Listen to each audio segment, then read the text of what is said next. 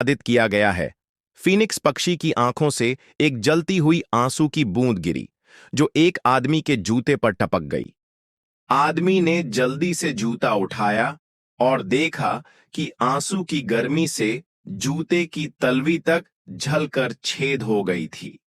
लेकिन आदमी को फीनिक्स पर गुस्सा नहीं आया, बल्कि वो इस तपते आंसू से हैरान रह गया।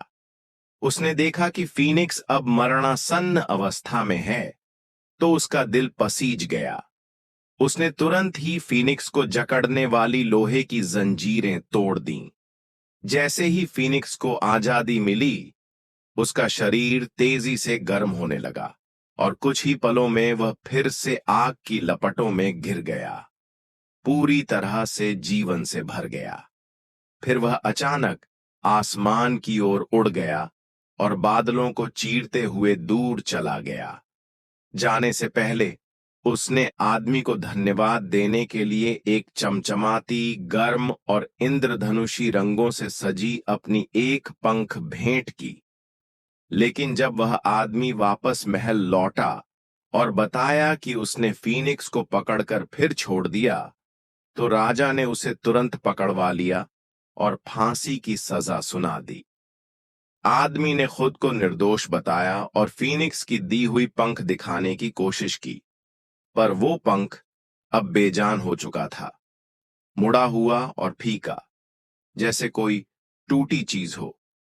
राजा ने आदेश दिया कि उसे सबके सामने सिर कलम कर दिया जाए।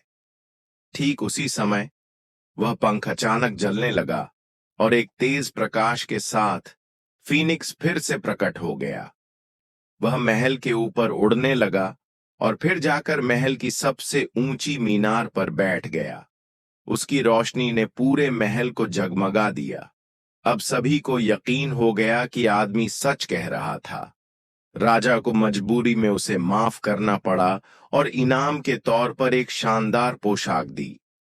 लोग उसके चारों ओर नाचने गाने लगे और उसे बहुत पसंद करने लगे। यह सब देखकर राजा जल भुन गया। कुछ ही दिनों बाद राजा ने एक और चाल चली।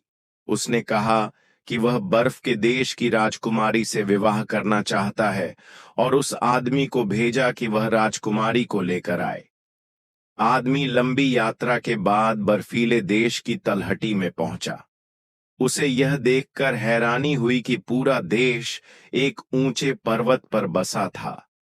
उसने 3 दिन और 3 रात चढ़ाई की, तब जाकर द्वार पर पहुंचा।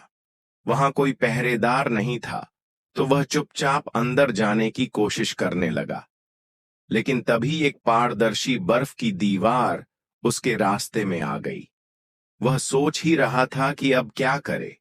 तभी फीनिक्स का दिया हुआ पंख उसकी जेब से निकलकर उड़ता हुआ दीवार में जा घुसा। अगले ही पल वह दीवार पिघलकर पानी बन गई और सामने एक भव्य क्रिस्टल महल प्रकट हुआ। आदमी जब पीछे मुड़ा तो देखा कि उसका प्यारा छोटा घोड़ा, यानी छोटा टट्टू, गायब था। उसे नहीं पता था कि वो पिघले पानी के बहाव में बह गया और नीचे जा गिरा।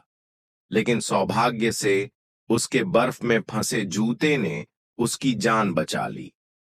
अब आदमी नंगे पांव महल में गया तो देखा वहां बहुत सारी राजकुमारियां और बर्फ से बने ताज रखे हुए थे। वह सोच में पड़ गया कि असली राजकुमारी कौन है। लेकिन फीनिक्स का पंख उसकी मदद के लिए फिर से जाग गया और उसने असली राजकुमारी को पहचान लिया। वो एक कांटोंदार कपड़ों में थी। आदमी ने राजकुमारी को अपनी यात्रा का उद्देश्य बताया। जब राजकुमारी को यकीन हो गया कि वह बुरा नहीं है, तो वह भी उसके साथ चलने को तैयार हो गई। दोनों ने राजकुमारी की बड़ी सी स्कर्ट के सहारे पहाड़ से नीचे फिसलना शुरू किया। लेकिन आदमी भारी था, जिससे स्कर्ट फट गई और दोनों तेजी से नीचे गिरने लगे। तभी नीचे गिरा हुआ छोटा टट्टू अचानक सामने आया और उन्हें पकड़ लिया, जिससे उनकी जान बच गई। अंततः आदमी राजकुमारी को सुरक्षित लेकर महल लौट आया। अब वह जनता के बीच और भी लोकप्रिय हो गया। यह देखकर राजा का ईर्ष्या से बुरा हाल हो गया। उसने फिर एक खतरनाक मिशन दिया। इस बार उसे रहस्यमयी समुंदर में जाकर एक दुष्ट राक्षस को मारना था, जिसे सब कहानी का खलनायक कहते थे। अगर चाहो तो मैं अगला हिस्सा भी इसी स्टाइल में अनुवाद कर सकता हूं। बताओ बस।